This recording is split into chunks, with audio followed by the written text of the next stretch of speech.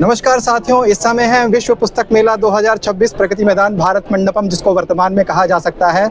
और यहाँ विश्व पुस्तक मेला लगा हुआ है और यहाँ एक पुस्तक है मिस्टर एंड मिसेज लाइट, जिसके हमारे लेखक हैं मनमोहन भाटिया जी।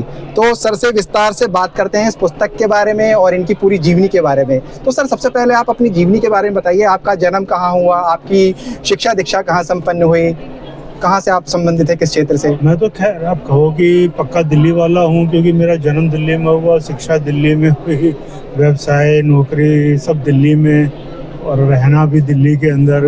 यानी कि वो जो मशहूर शेर है, कौन जाए दिल्ली की गलियां छोड़कर, कौन जाए गालिब दिल्ली की गलियां छोड़कर। तो वो जो है ना मेरे ऊपर फिट बैठता है, क्योंकि जन्म पुरानी दिल्ली में हुआ था, बचपन जवानी वहाँ पे बीती, और लगभग 30 साल की उम्र में फिर मैं जब रोहिणी बसी तो मैं फिर रोहिणी में आ गया था रहने के लिए। तो बहुत दिल्ली ही है, अपना शहर है। तो सर, फिर लेखन के क्षेत्र में कैसे आना हुआ, और आपकी बेसिक एजुकेशन आपने कहा क्या क्या किया आपने एजुकेशन क्षेत्र में, मतलब क्या एजुकेशन आपने प्राप्त की? मेरी एजुकेशन बीकॉम LLB है। मैंने अपना व्यवसाय के बाद नौकरी की फाइनेंस और टैक्सेशन के अंदर। मैं कॉर्पोरेट जगत के अंदर मैंने नौकरी की और 2019 में रिटायर हुआ। और सर, लेखन मेरा जो था वो लगभग 2006 में स्टार्ट हुआ।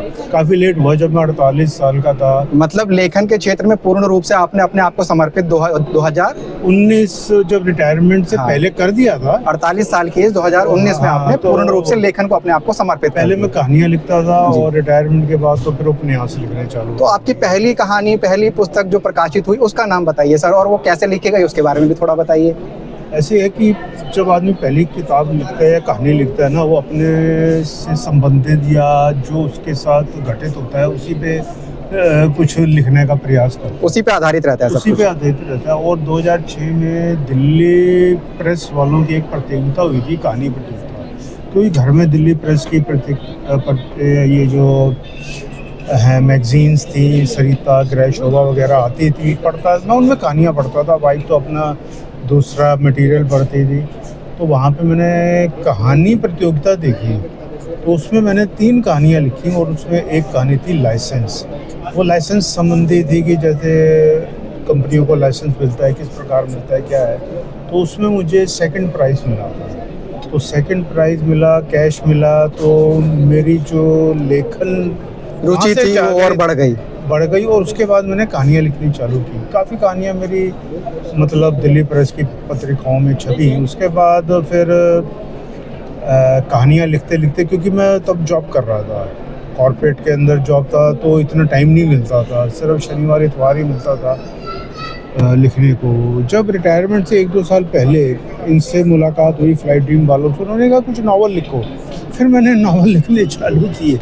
पहला मेरा नावल था अदृश्यम, हालांकि वो उससे पहले कहानी संग्रह मेरा आ चुका था, रिश्तों की छतरी, इन्हीं से, लेकिन इसी प्रकाशन से अदृश्यम था पहले हॉरर नावल। इन्होंने कहा हॉरर लिखो, और हॉरर मैंने लिखा। उसके बाद सामाजिक, प्रेम और फैंटेसी, और उसके बाद बाल उपन्यास भी लिखे। और ये जो अभी लेटेस्ट है, जो पिछले महीने मिस्टर एंड मिसेज लाइट आया, ये हॉरर है। तो ये मेरा कहते हैं इनके साथ हॉरर है। और अभी 1-2 दिन के अंदर और जो है ना मेरी क्या कहते हैं 2 बाल उपन्यास, वो एक गोलू सीरीज़ मैंने लिखी है, जिसमें एक बच्चा 10 साल का है, वो गोलू है, जिसका नाम, घर का नाम गोलू है, वैसे गौरांश है। तो वो गोलू के ऊपर 2 किताबें मेरी, एडवेंचर और गोलू और करेजियस गोलू, यहाँ आ चुकी है। वो साहसी है, जैसे आजकल के बच्चों को दिखाते हैं बड़े पढ़ाकू होते हैं, वो पढ़ाकू नहीं है, लेकिन वो खुराफाती कह सकते हैं। वो एडवेंचर जो कहते हैं, एडवेंचर बच्चा उस टाइप से है, उस टाइप से है।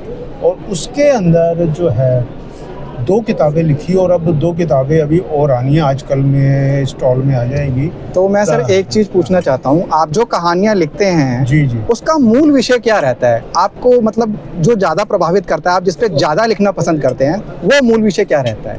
देखिए, प्रभावित मैं अपने आसपास की घटनाओं को लेके जो है उस पर लिखता हूँ। समाज में जो हो रहा है उस पर भी लिखता हूँ, जो प्रभावित मुझे करती हैं।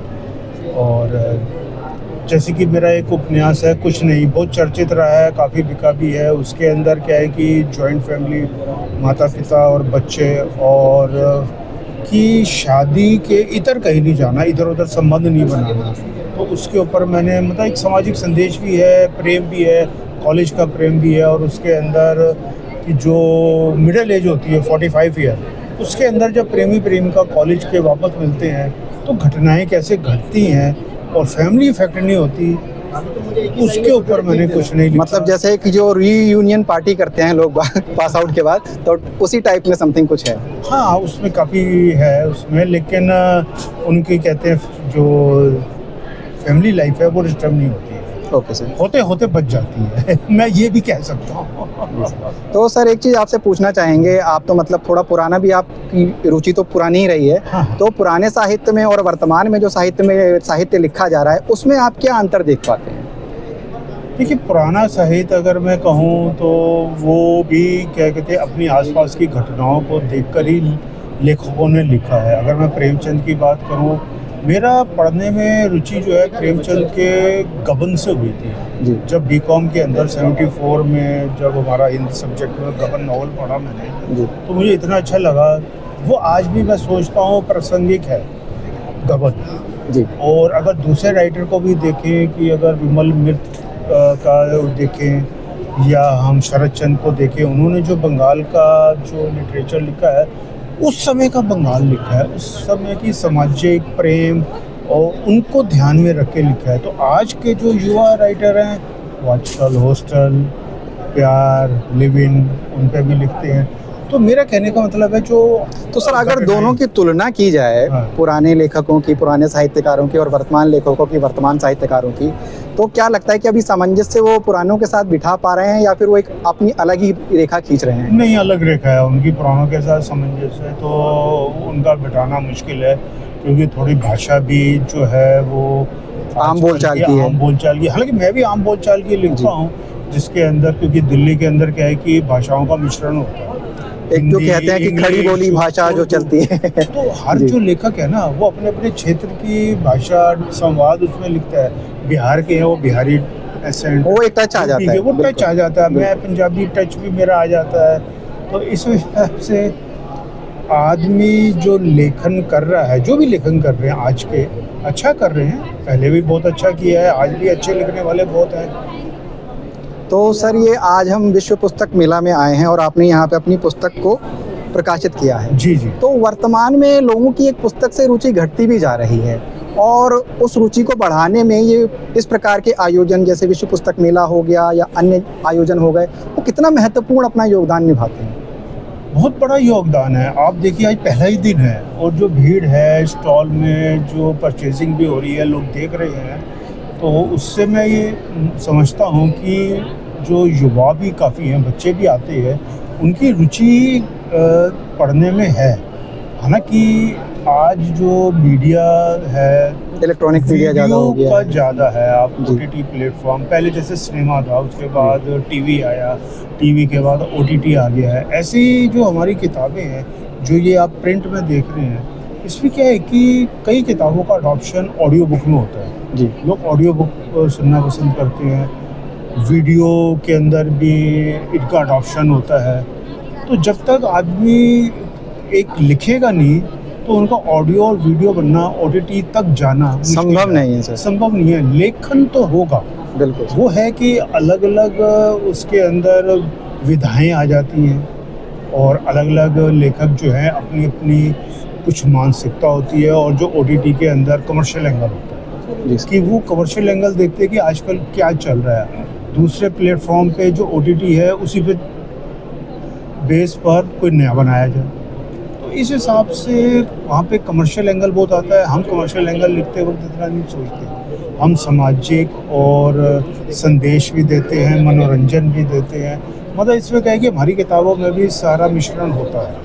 मतलब एक बहुमुखी प्रतिभा इसमें आपको दिखाई दे सकती है आपकी कहानी। बिल्कुल कहानियों में है, क्योंकि अलग अलग, जैसे मैंने हॉरर के साथ बच्चों की भी लिखी है, और बच्चों के साथ फैंटेसी भी लिखी है, और जो सामाजिक कहानियाँ और प्रेम उपन्यास सब लिखे हैं मैंने। चलिए बहुत बहुत धन्यवाद सर। जी। तो हम अपने सभी दर्शकों से अनुरोध करना चाहेंगे सर की जो बुक आई है ये एकदम नई किताब है। बाकी मिस्टर एंड किताबें- Mrs Light, Mr and Mrs Light, Mrs Light, तो सभी इसको पढ़ें और सभी इसको खरीदें और सर को और प्रोत्साहित करें ताकि वो और अच्छी कहानियाँ हम लोगों के बीच ला सके। तो बहुत बहुत धन्यवाद सर, आपने हमें Thank you, अपना thank कीमती you. समय दिया। बहुत बहुत धन्यवाद, बहुत बहुत धन्यवाद बहुत- दर्शकों।